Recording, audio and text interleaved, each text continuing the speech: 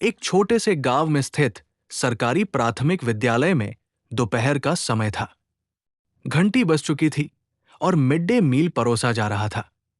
School का कमरा छोटा सा था, जिसमें कुछ बच्चे प्लास्टिक की चटाइयों पर बैठकर अपनी थालियों में खिचड़ी और सब्जी खा रहे थे।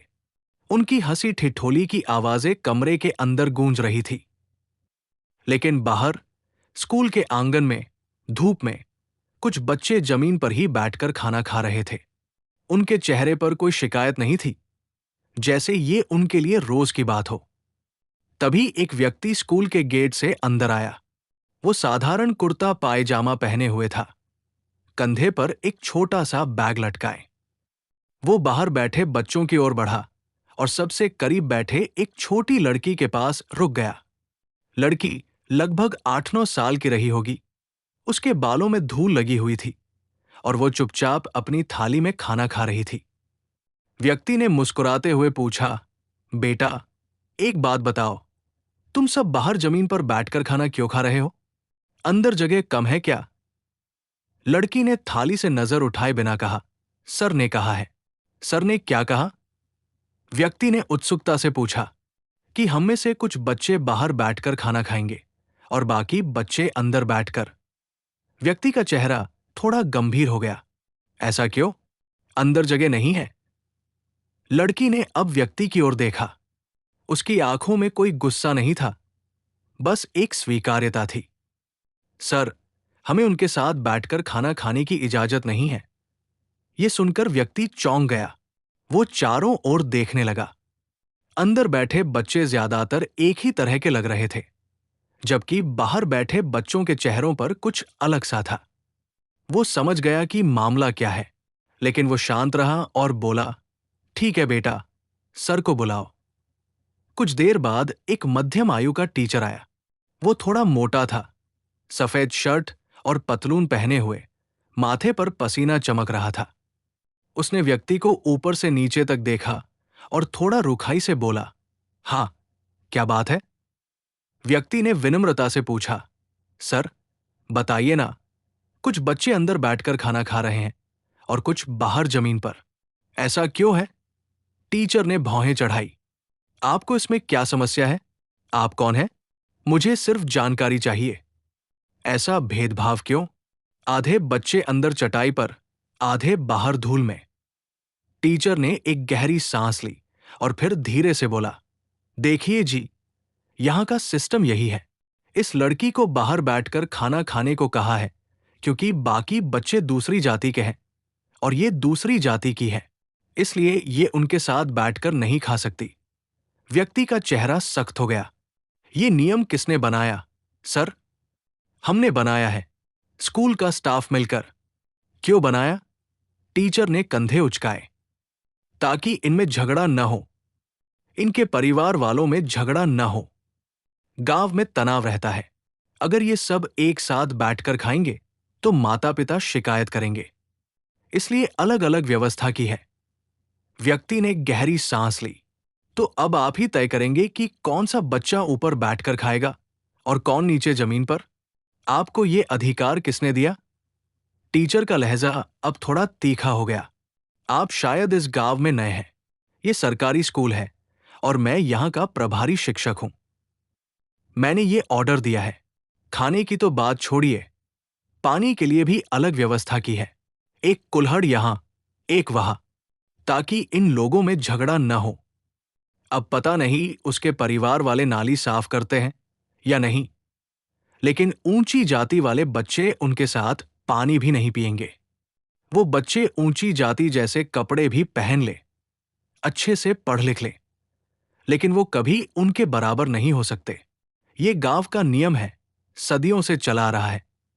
व्यक्ति ने शांत स्वर में पूछा, सबसे पहले तो बताइए, आप कौन हैं? टीचर ने हंसते हुए कहा, क्या आपको बात करने के लिए मेरी जाति जाननी जरूरी है? आपसे बात करने के लिए मुझे अपनी जाति बतानी पड़ेगी, तभी आप बात करेंगे। व्यक्ति ने कहा, नहीं सर, मैं सिर्फ आपका नाम और पद जानना चाहता हूं। टीचर ने नाक सिकोड़ी। जी बिल्कुल, हम यहां जाति पूछकर ही बात करते हैं। ये इस गांव की परंपरा है और हमारा नियम भी यही है। ऐसे ही चलता रहेगा। आप बाहर से आए हैं, आपको क्या पता? व्यक्ति ने गंभीर स्वर में कहा। अगर ऐसा सिस्टम है तो आपको इसे बदलना चाहिए। आप टीचर हैं, आप बच्चों को पढ़ाते हैं। आप नहीं सुधारेंगे तो ये बच्चे क्या सीखेंगे? आपकी वजह से इन बच्चों के मन में गलत बातें बैठ रही हैं। ये बचपन से ही अलग थलग महसूस कर रहे हैं। ये भेदभाव आप बढ़ा रहे हैं। टीचर का चेहरा लाल हो गया। इतना ही काफी नहीं कि हम इनके लिए स्कूल आए हैं, इनके पास आए हैं। ये लोग तो पहले स्कूल भी नहीं आते थे। हमने इनको पढ़ाना शुरू किया। अब आप हमें ही सुधारने की सलाह दे रहे हैं? व्यक्ति ने कहा, पढ़ाना तो ठीक है, लेकिन भेदभाव सिखाना गलत है। टीचर अब गुस्से में आ गया। पहले आप बताइए आप कौन हैं? मैं अभी आपको धक्का देकर बाहर निकालता हूं। ये मेरा स्कूल है, मेरे नियम हैं। तभी पीछे से एक सहायक शिक्षक ने धीरे से कहा, सर, ये आनंद मंडल है, आईएएस ऑफिसर, जिले के नए डीएम साहब के साथ आए हैं, कुछ निरीक्षण के लिए। टीचर का चेहरा एकदम सफेद पड़ गया। उसके हाथ कांपने लगे। वो तुरंत झुककर बोला, सर, सर, मुझे माफ कर दीजिए, मुझे पता नहीं था। आंखों पर जैसे धूल चढ़ गई थी। सर, मैंने तो बस गांव की स्थिति को देखते हुए। सर, माफ कर दीजिए, मैं अभी सब बच्चों को अंदर बुला लेता हूं। आनंद मंडल ने हाथ जोड़कर कहा, छोड़िए सर, ये सब मत कीजिए। मुझे अच्छा नहीं लग रहा। आपका सिस्टम हैंग हो गया है। सदियों पुराना वायरस इसमें घुसा हुआ है। मैं यहां मिड डे मील की गुणवत्ता और उपस्थिति चेक करने आया था, लेकिन कुछ और मिल गया। उन्होंने चारों ओर देखा। बाहर बैठे बच्चे अब भी चुपचाप खाना खा रहे थे। अंदर बैठे बच्चे झांक झांक कर देख रहे थे।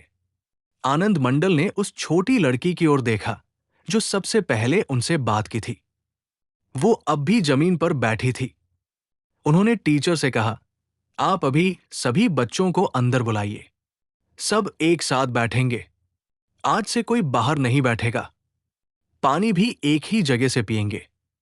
अगर किसी का माता पिता शिकायत करे तो मुझे बताइए, मैं खुद उनसे बात करूंगा। टीचर बार बार सिर झुकाए जा रहा था। जी सर, जैसा आप कहें। आनंद मंडल बच्चों के पास गए। उन्होंने उस लड़की से कहा, बेटा, उठो, आज से तुम सब अंदर बैठोगी। कोई तुम्हें रोक नहीं सकता। लड़की ने शर्माते हुए मुस्कुराया और थाली उठाकर अंदर जाने लगी। बाकी बच्चे भी उठे। धीरे धीरे सब अंदर बैठ गए। कमरा छोटा था, लेकिन सब समा गए। हंसी ठिठोली फिर शुरू हो गई, इस बार सबकी मिलीजुली।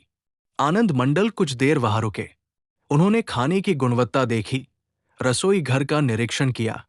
फिर टीचर से कहा, सर, शिक्षा सिर्फ किताबें पढ़ाना नहीं है, शिक्षा मन बदलना है। आप बच्चों के पहले गुरु हैं। अगर आप भेदभाव सिखाएंगे तो ये बच्चे बड़ा होकर भी यही करेंगे।